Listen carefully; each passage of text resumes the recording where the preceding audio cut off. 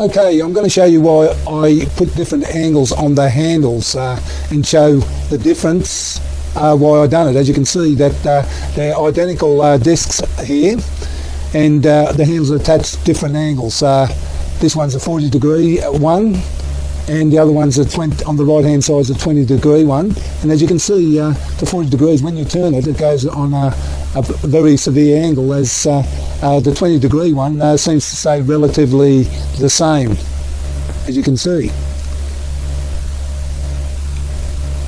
So anyway, I'll just put this back. Let's put this one straighten out, and it's a big difference, as you can see, from this one.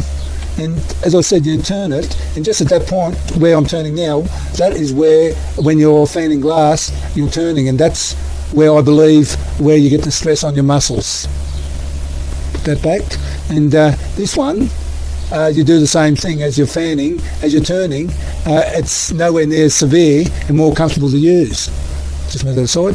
As you can see, your hand moves altogether differently. So anyway, I think that sort of tells you why I've done what I've done. And well, I suppose that's about it.